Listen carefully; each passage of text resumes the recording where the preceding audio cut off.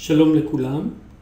בסרטון זה אני רוצה להסביר כיצד אנחנו מתמחרים מניה לפי דיבידנד דיסקאונט מודל, DDM, מה שנקרא מודל היוון הדיבידנדים. גם זה נקרא מודל גורדון. אם שיעור הצמיחה קבוע ואם הדיבידנד קבוע, אז אנחנו יכולים להגדיר את המודל הזה כמודל גורדון.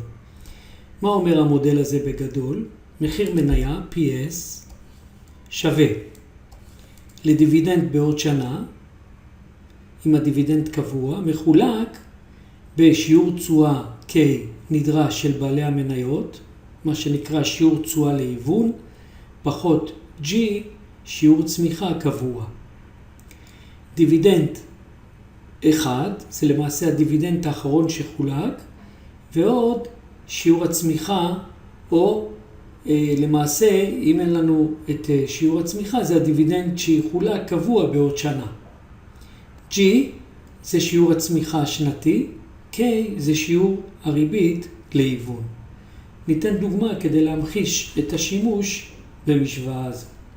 אז נתחיל עם הדוגמה הפשוטה, שחברה צפויה לחלק דיבידנד בעוד שנה, דיבידנד בעוד שנה של $5. אנחנו יודעים ששיעור התשואה הנדרש על ידי בעלי המניות הוא 14%, ושיעור הצמיחה של הדיבידנד מעוד שנה והלאה יהיה 3%. ואנחנו שואלים מה מחיר המניה היום. אז שוב, הדיבידנד בעוד שנה צפוי להיות $5, שיעור תשואה נדרש לבעלי המניות 14%, שיעור הצמיחה של הדיבידנד בכל שנה באורח קבוע 3%, ואנחנו שואלים מה מחיר המניה היום. אז אנחנו אומרים שמחיר המניה היום שווה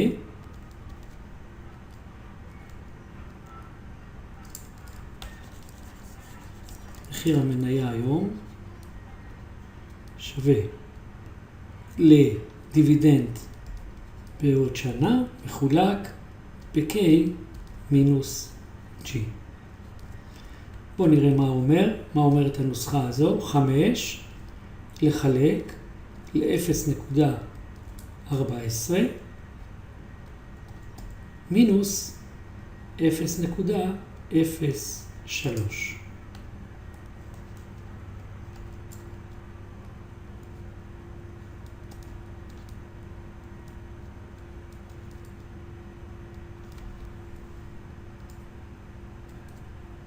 נפתור משוואה הזו, נקבל 5 שמחיר המניה היום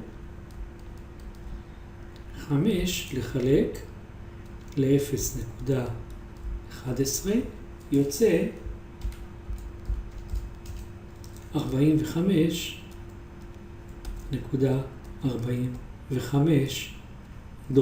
כלומר, מחיר המניה היום שנובע רק מהדיבידנדים העתידיים לאין סוף שווה $45.45. אז אם לחברה הזו יש מיליון מניות, היא שווה $45 מיליון. עכשיו אנחנו משתמשים בנוסחת ההיוון לאין סוף. אני מזכיר מה זה נוסחת ההיוון לאין סוף. כשרוצים להוון לאין סוף סכום קבוע בעוד שנה, אם אנחנו מקבלים כל שנה, משנה הבאה, למשל, יש לנו את ציר הזמן הזה, ויש לנו, בעוד שנה מקבלים 100, ועוד שנתיים מקבלים 100, ועוד 3 שנים מקבלים 100, וכך הלאה לאין סוף.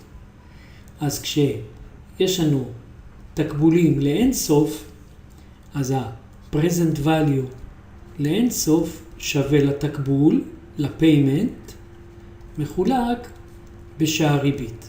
אז אם פה שער הריבית הוא 14%, אז הנוסחה הזו אומרת לנו כמה שווה הערך היום. זה שווה 100 לחלק ל-0.14, שזה יוצא, present value, הערך הנוכחי היום, הוא $714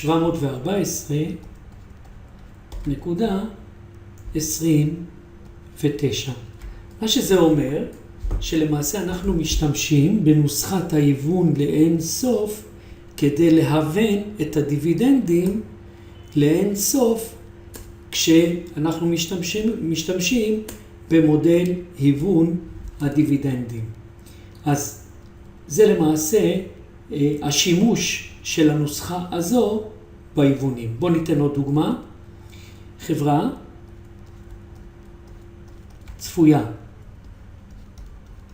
לחלק דיבידנד של $10 בעוד שנה. שיעור הצמיחה של הדיבידנד הוא 2.5%.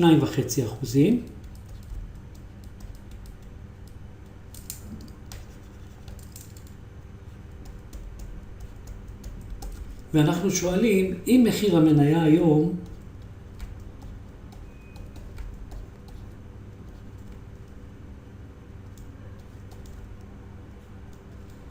הוא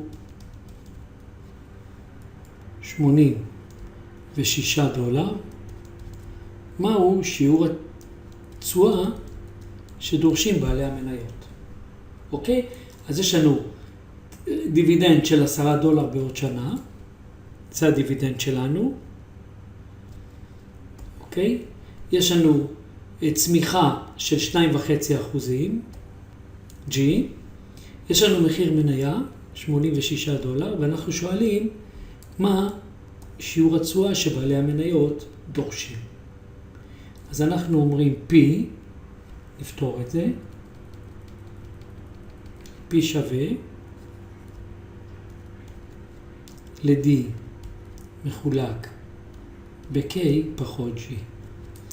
אז 86 שווה $10 מחולק ב-K פחות 0.025.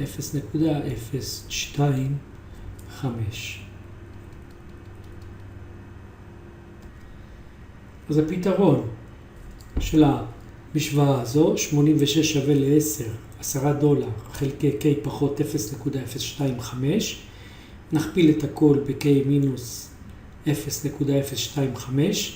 נקבל K פחות 0.025 שווה ל-10 חלקי 86, שזה יוצא 0.116, נפתור את זה עבור K, נקבל ש-K שווה 0.0912, כלומר, שיעור התשואה הנדרש על ידי בעלי המניות הוא 9.12%, וזה למעשה, כך אנחנו יכולים לחשב את שיעור התשואה מתוך מודל הדיבידנדים, שאפשר להגיד גם של גורדון.